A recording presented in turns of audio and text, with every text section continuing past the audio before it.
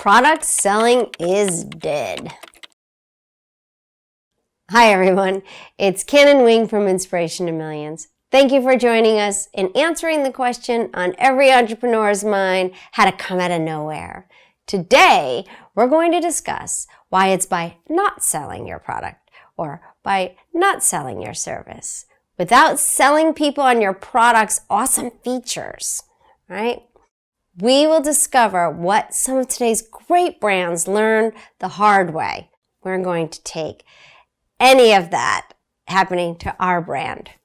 In fact, we're going to take an in-depth look at how making some simple but necessary adjustments to their sales approach allowed them to become market leaders that are still going strong to this day. The key adjustment these brands had to make began with a paradigm shift in their brand story that would connect with their ideal individuals in a way that bonds, in a way that makes them brand loyalists.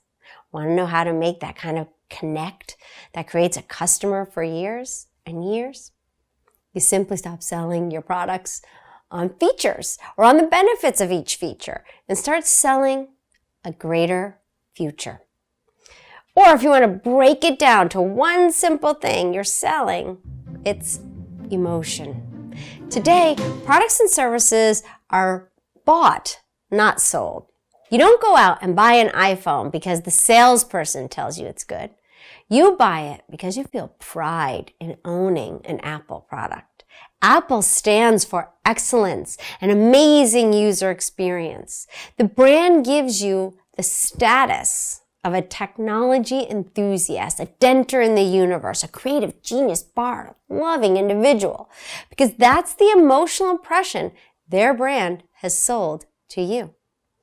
We want Apple products because of the impression of a greater future in our own minds. That's the greater future Apple promises, the experience of having excellent at your fingertips, and envious looks from non-owners, that feeling of being cutting edge, one up, and up with the times. That's the brand experience, the brand story Apple has told over and over of unmatched user experience and excellence. That's the greater future they've always sold, from 1,000 songs in your pocket to a laptop that fits into a manila envelope, right? Today, salesmen have been outshined by brand value. Selling a product has been replaced by selling a greater future. You see, branding is never a dictation. It's always a conversation. The brand that listens the best wins. The brand that connects the best wins. The brand that inspires the best wins. The brand promise that gives the greatest future wins. Okay, British politician Douglas Alexander said, "What people want is a sense of a better future to come." I mean, isn't that true? Isn't that what we're all striving for? I mean, he couldn't be more right. Your ideal individuals are emotional beings who decide what to buy and what not to buy based on how the brand makes them feel. It's less about what this thing can do for me and more about how does this make me feel about myself. The truth is that material satisfaction is so easy to attain these days that emotional fulfillment is now the true game when it comes to sales. Brands that succeed are those that make an emotional connection with their ideal individuals. Listen to what their ideal individuals say, and even listen to what they don't say. Our buying decisions are emotional, and when you can hear the emotion they are telling you they want to buy from you, you have the master key to brand loyalty. And no matter what business you're in, brand loyalty is your business plan. In today's world, product features come secondary. What matters more is the greater future. Let me give you excellent examples of fantastic products that weren't doing too well until they changed their brand message, their brand story, to include an invitation to a greater future. You're going to love this. Inside these lessons is where you really up your game. So let's start with the story of Pampers, the top-selling brand of disposable diapers we all heard about.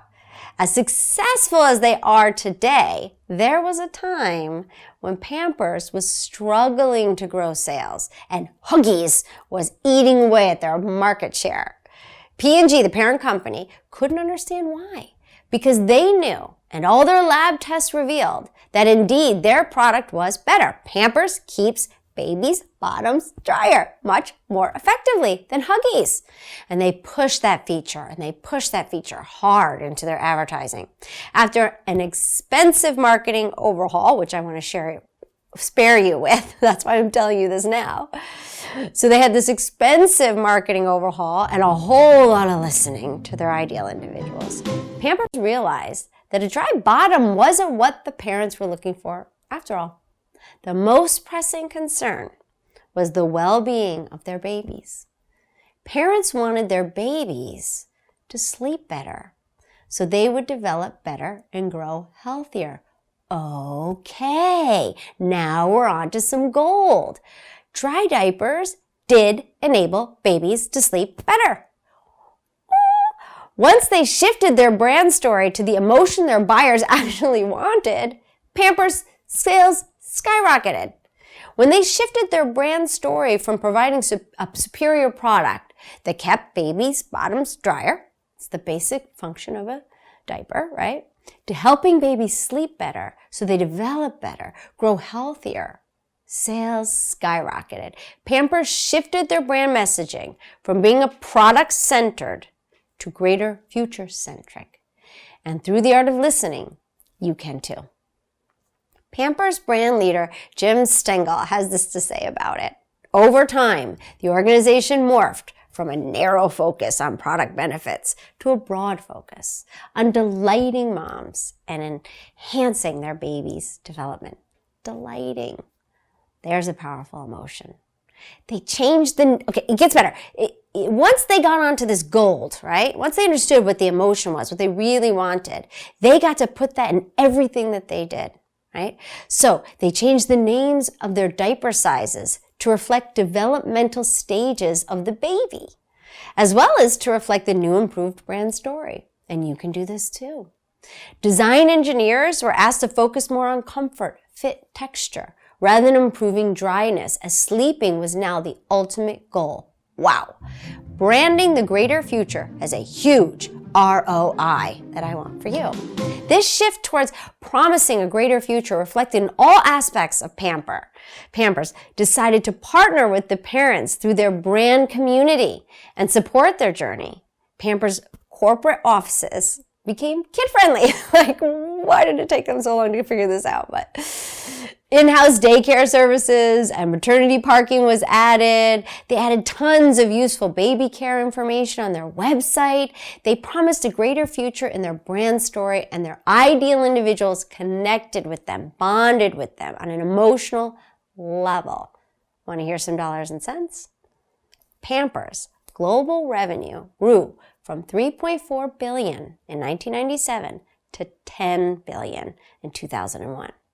That's the power of a promise of a greater future.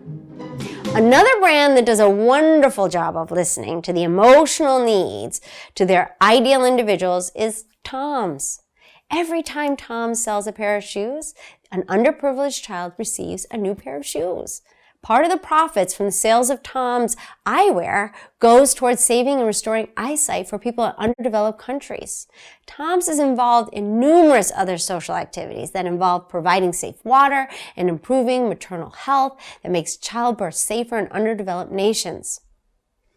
See a theme there? Tom's brand story and the promise of a greater future is what sells Tom's products. Not its product features, not its salesmen. Tom's makes an emotional connection with their ideal individuals. Tom touches the hearts of their ideal individuals and resonates with their desire to help, to do something for others. It offers them a greater future, a reason to feel good about themselves. Tom makes every consumer the hero of its brand story. Pretty smart. And it leads every consumer into his or her own greater future. Do these stories have a question bubbling up to the top of your brain right now? The question I'm thinking that you should be asking yourself is, who's the hero of your brand story? Okay, Dale Carnegie, what he said, it's so apt for what we're talking about today.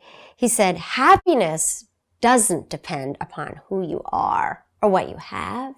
It depends solely upon what you think.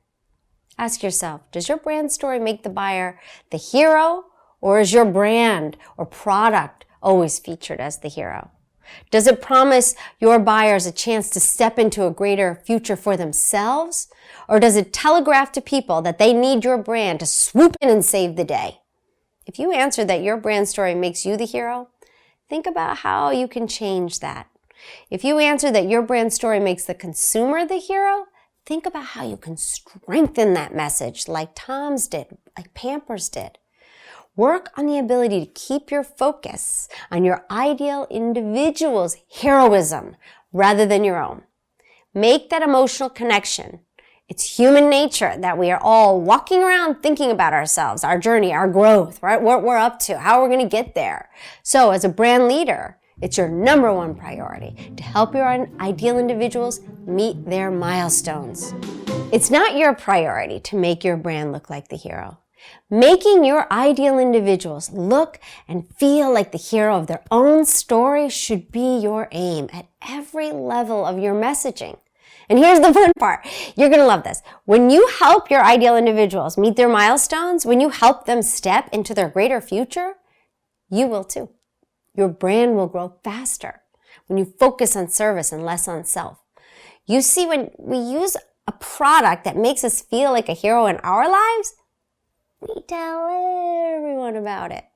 Whether it's a credit card that accrues enough mileage for a family vacation in the rainforest, a diaper that helps a baby sleep, grow, and develop better, or sneakers that bring footwear to the impoverished kids, why wouldn't you be buying these sneakers? We're going to spread that story of a greater future to anyone who will listen. And guess what? This is where it gets serious. We are all 50 times more likely to buy when a friend tells us about a product or service. That's right, 50 times more likely to buy your product when a friend tells us about it. See how being of service rather than selling your product can help you brand grow faster, bigger, stronger. It's time to ask yourself some tough questions. Here's what you need to do to grow your brand value and your profits by leaps.